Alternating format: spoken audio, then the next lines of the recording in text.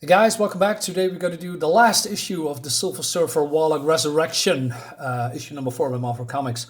I'm going to leave the links in the description of my earlier reviews 1, 2, 3, so feel free to check that out. So let's dive in immediately. It's going to be fun. So we see here the Infinity Watch along with Silver Surfers being trapped because Mephisto put them there. And Adam Warlock and Mephisto is having a cosmic battle, if you will.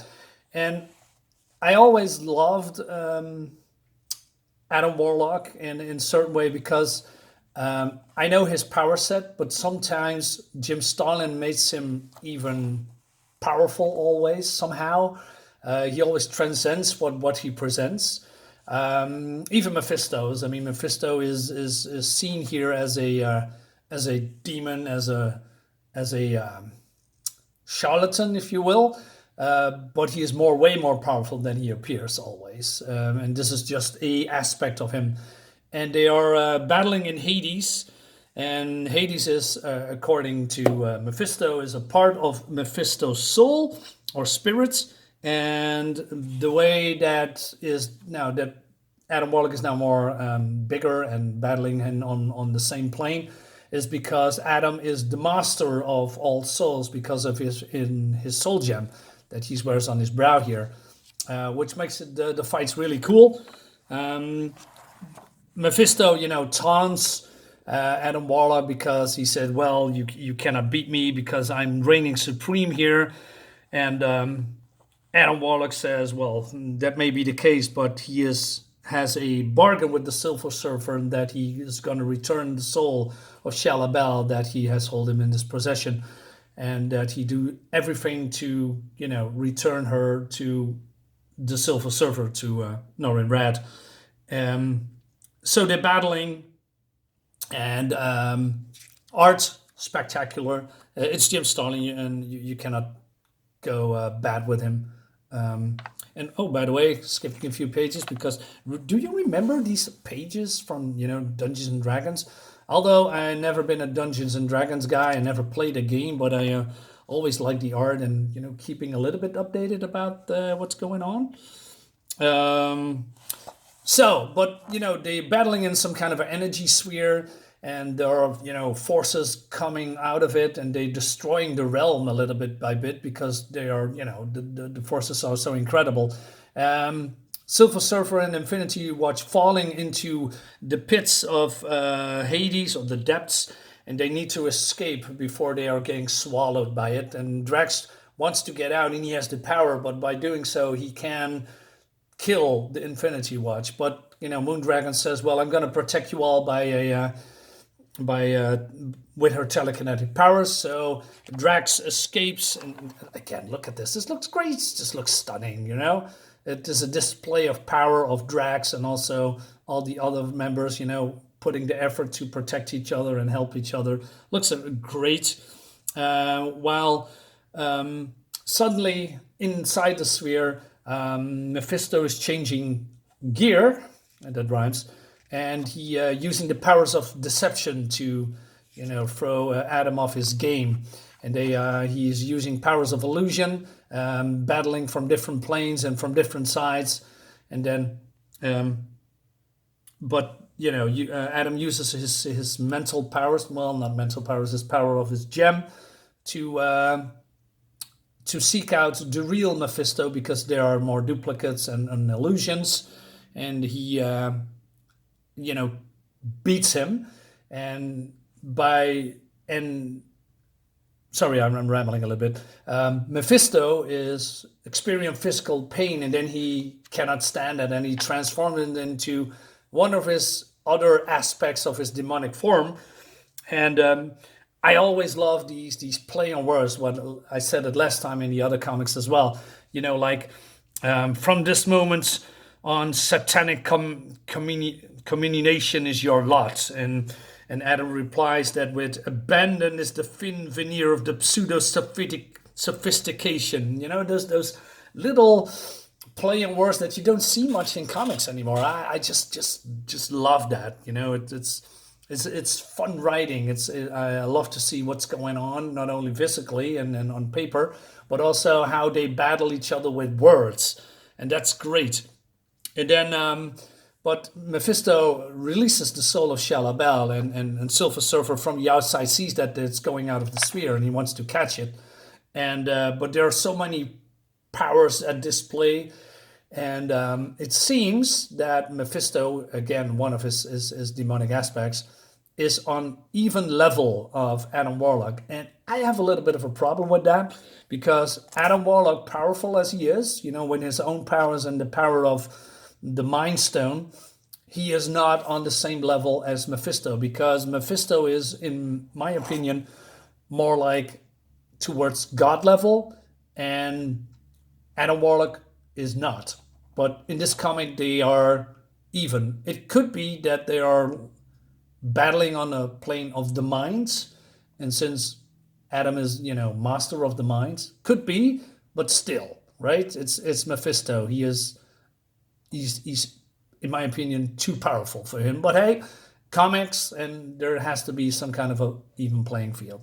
So there are earthquakes all over. The plane is destroying itself because of all of the demonic forces, and the gem that Shalla-Bal's soul is trapped in is falling, and people catching it, and then falling again, and then as a result, there's a mountain destroyed, falling on top of Pip and Silver Surfer, which looks really cool, I must say. I mean, it's very minimalistic. I mean, there's no surroundings here, but they display the force of the, how do you say, the rubble and the stone falling onto two defenseless people. Well, not really defenseless. I mean, Pip can teleport, and well, Silver Surfer is basically invincible. I mean, he's roaring through space. He's very powerful. And then somehow the battle is over, and Mephisto's sitting here in the throne with the upside down cross. Little details like that. Love it. And it seems that he says that Adam Warlock defeated him, and also with the promise that Mephisto releases Silver Surfer unharmed out of his realm.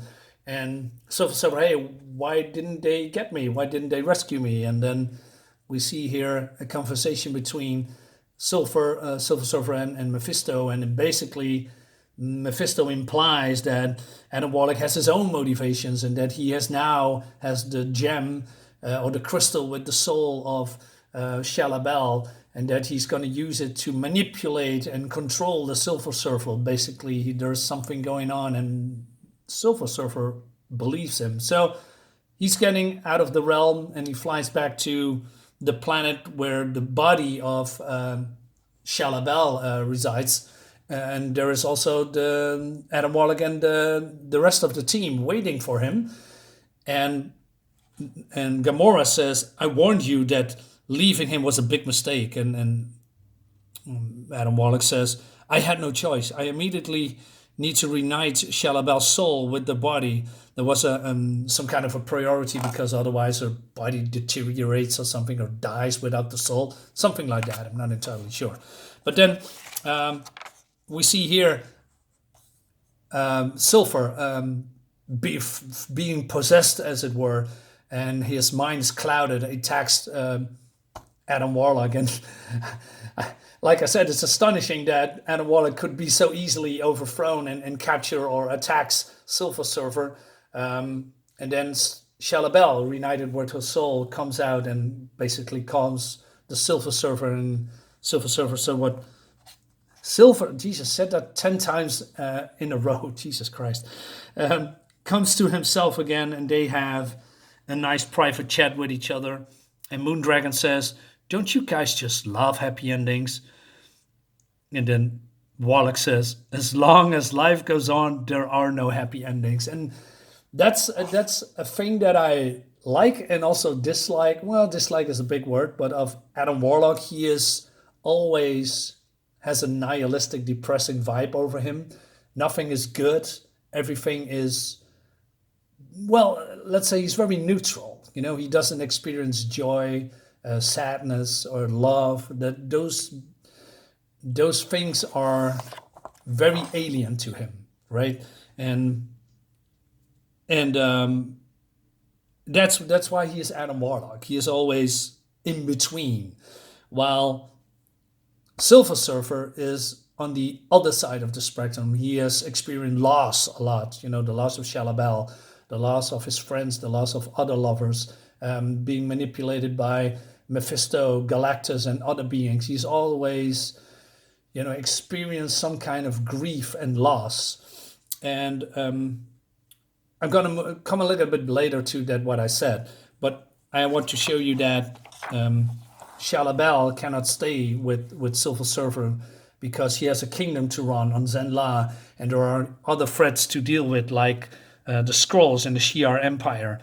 So they are bidding each other farewell, or adieu, if you will, and Shalla-Bal is going home again. And like I said, Surfer never has a happy ending. He always needs to say goodbye to the people he loves, and that makes him a very tragic figure.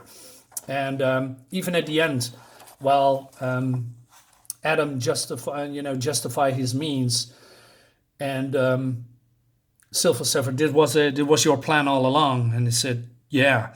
So there was no purity in your motives. Purity is a rare treasure in this reality. And they are having a small conversation. And Silver Surfer says, you honored your end of your transaction, Adam Warlock. From me, you can expect a mutual favor upon request. And he says, no friendship? Was that part of the bargain? No, nor was it expected.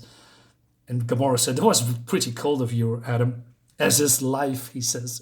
Jesus, Adam, stop being so depressive, man. You're making my... I'm getting depressed while reading this. Well, no, but... And then Silver Surfer, at the end, looks upon the star. He's pondering what's going on, but he knows that Shalla-Bal is now safe and alive again, and that is the end of the book. I think this is a great book. I really do. Great art, great writing. Love it. The only thing that I miss is the real Captain Marvel. Marvel.